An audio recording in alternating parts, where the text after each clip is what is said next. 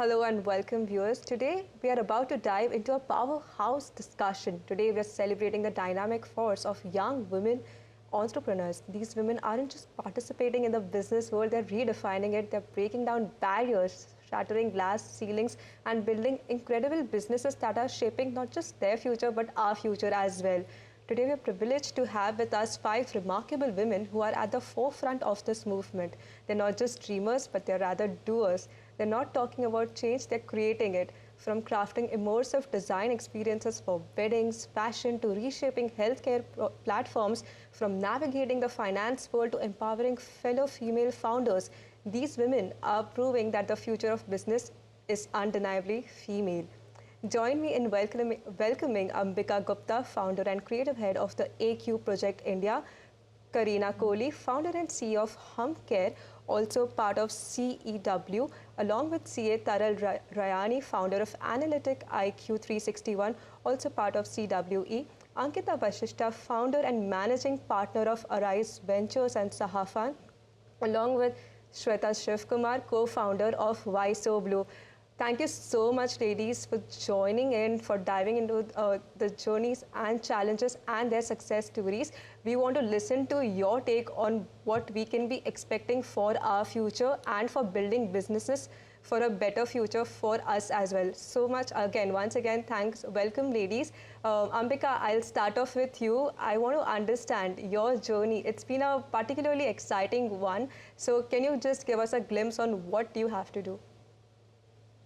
So I'm a wedding designer and I'm from Delhi, but I started my career down south, which obviously led to its own challenges and language barriers and all of those things. But I started my brand about 12 years back, and today we have made it a global brand with a new office in Dubai in Jumeirah Village Circle, and we have a team there and here. And I think it's been very rewarding to understand as a solo entrepreneur that to having a team of two, to having a team of 25, to having a team globally as well now. It's been a very rewarding journey and one of learning, I would say. So yeah, it's been incredible to see how we've grown from pillar to post.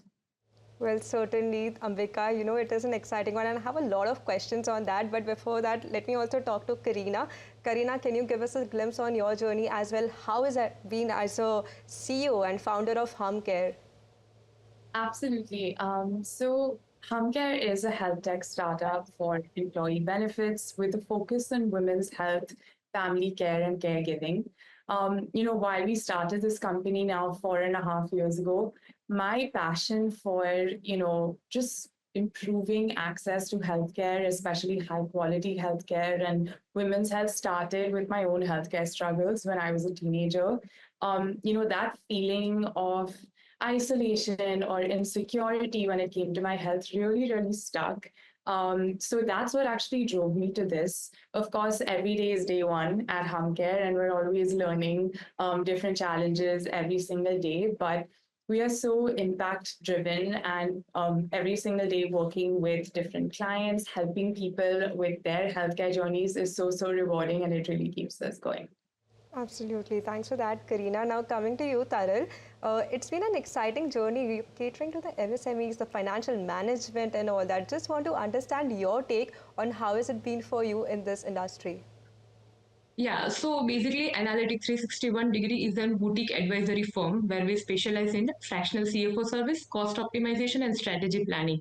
So basically, the idea started to empower the women entrepreneurs. It has been always in my mind and in my heart too that I just want to do something great for women entrepreneurs, right? So we just started with the vision to empower women entrepreneurs with the strategic financial guidance, enabling them to build profitable business which is sustainable and they should be thriving in their businesses.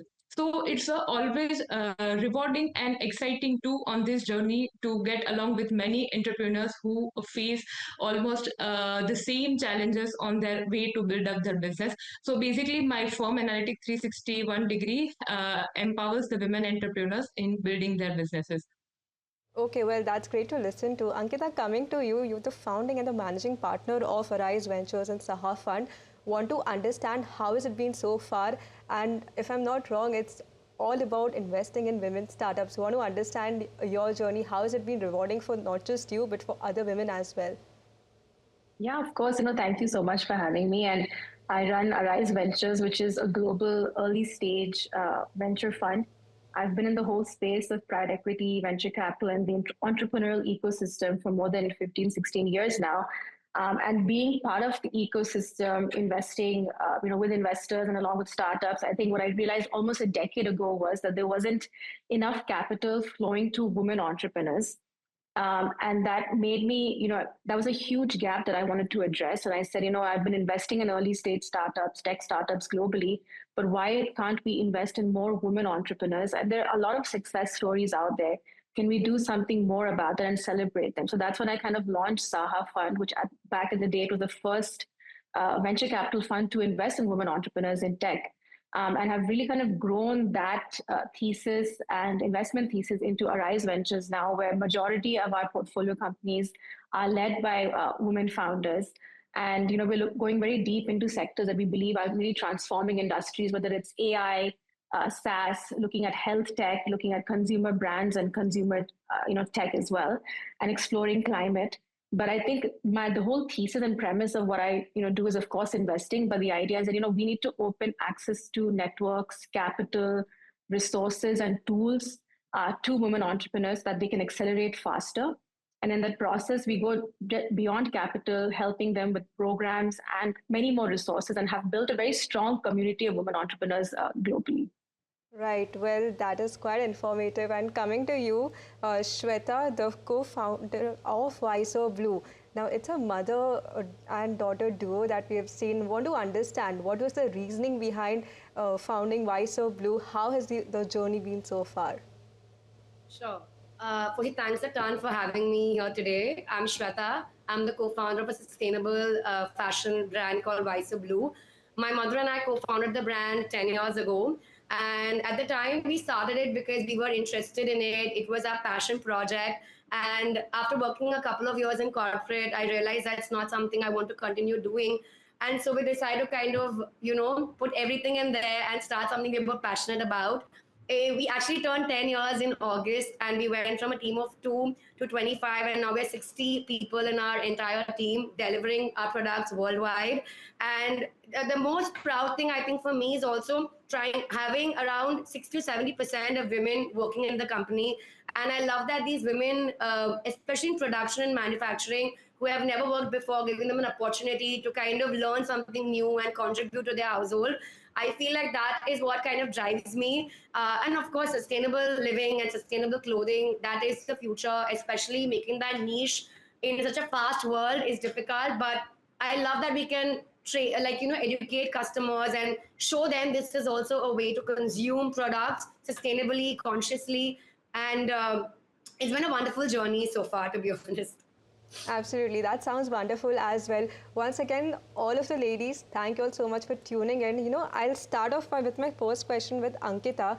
Now, investing in some of these women-led businesses, if you look at the ratio, around 27% or rather 22% of women-led entrepreneurs are in the MSME space. Now, this is according to the economic survey. I want to understand from you, what could be done to increase this 22% of number as we move forward? What are some of the challenges that you're seeing when you're looking at some of these startups that are there? There is still disparity among men and women-led startups when it comes to funding. How can we address such issues, and what could be the solution that we could bring for the betterment of the society?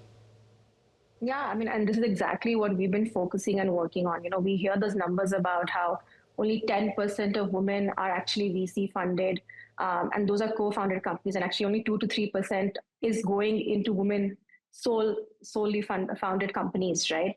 There's a lot that needs to happen in the ecosystem. And, I always say that unless we put a focus around it or really talk about it or create awareness around it, nothing will happen, right?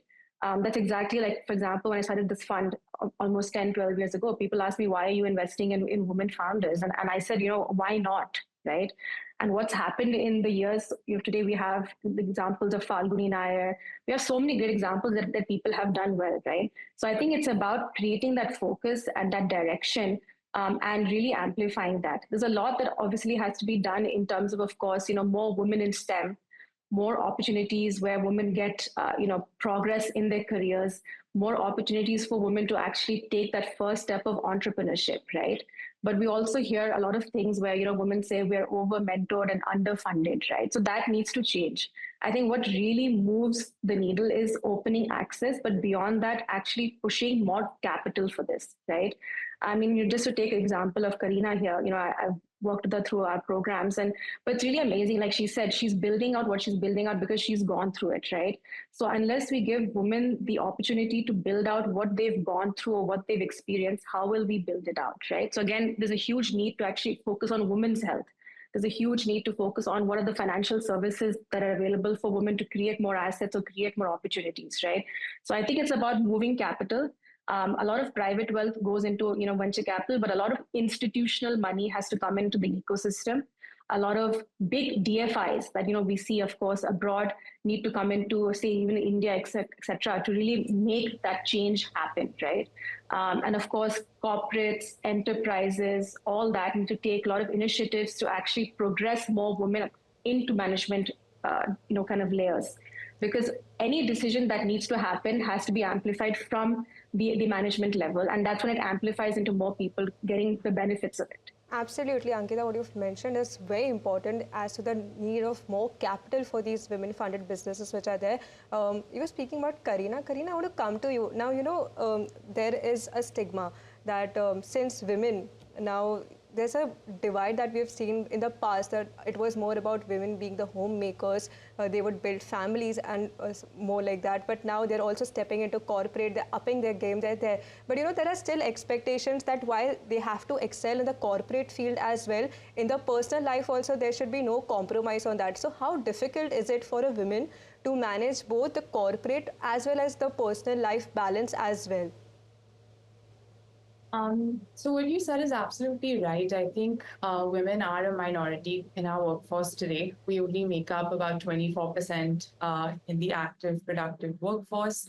I think what needs to happen is, more of a systemic mindset shift as well. We need to see, more shared responsibility and equal and an equitable divide at home as well as in the workplace. Number one, of course, it's challenging for everyone to manage time, right? But with that added expectation of, domestic responsibilities, family responsibilities, it definitely does take a toll on anyone's health, but also a woman's, choices and prioritization of herself. So we need more women to take care of themselves, prioritize themselves, because I think for a long time, women have been conditioned to put themselves last. And we want to see, more shared responsibility, more motivation, workplaces to also support, an incremental workload for women after they return from maternity leave, for example. Maybe we can think about what support employers can give. And that's exactly what we do at Hum through healthcare and through our benefits programs. Our aim is to ensure that your company supports all of your responsibilities at home, at work, and ensures that you take care of yourself while doing that. But I think it needs to be, a mindset shift. We need to see employers get involved and make sure that their employees are getting the access they really need to self-care, to support, to coaching, and also they're motivated to prioritize themselves. Absolutely. That's a perfect way that you've put it, Karina. Ambika, coming to you now, I understand that you work in a very high pressure industry. It's not easy designing weddings, organizing events. There's always some kind of pressure that is there, be it challenges from the families and all that. I want to understand. Now, there is a basic stereotype. Now, since most of the weddings are outdoors, there is a lot of expectations from the kind of work that you're in. A balance between the personal and the professional life. And when you have a family, when you have kids, the responsibility often falls on the women. Like, are you keeping that balance in terms of where the shared responsibilities? I want to understand, how do you combat these challenges? And as a working woman, what keeps you on edge versus others which are there in a similar field? That's an interesting question. I think women are constantly struggling with, especially mothers are struggling with guilt. I think sometimes it's not even induced by society. It's just the way you've been nurtured and raised that it's self-induced. 90% of the time. And I feel like for me, what has really helped is that for me, I personally feel like my leadership style is, collaborative and empathetic and inspirational.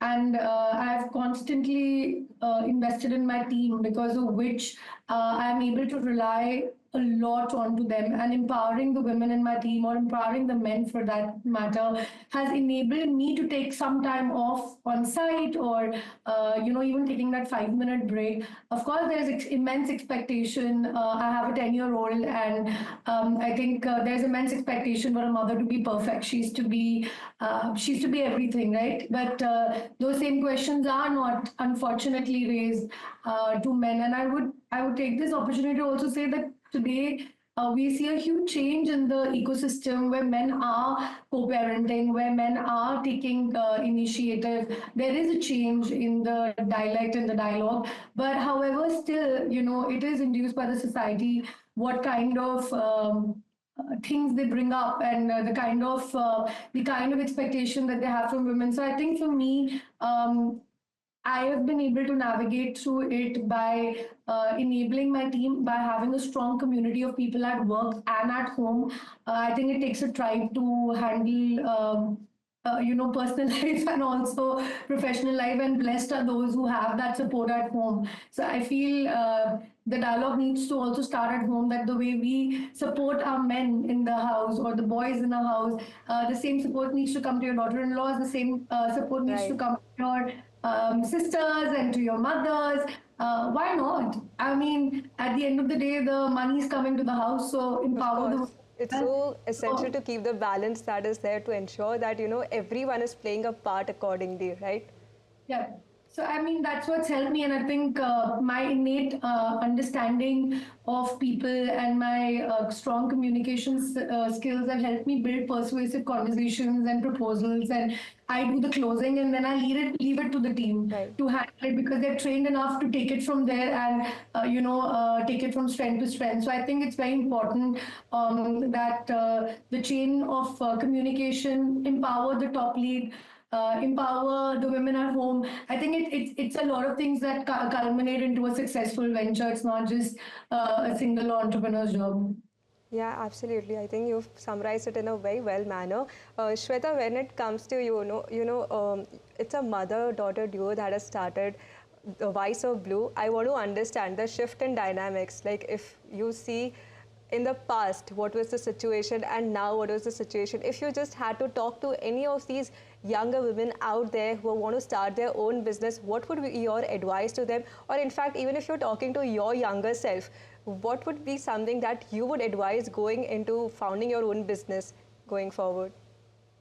Sure, this is actually a question I get asked very often, to be honest. And firstly, addressing the mother-daughter bit, I think when the business is within the family, work never stops. So the balance is often never there, because when you're passionate about what you do, your dinner table conversations are shop talk, and you have to try doubly triply hard to kind of stop it and then discuss the personal things.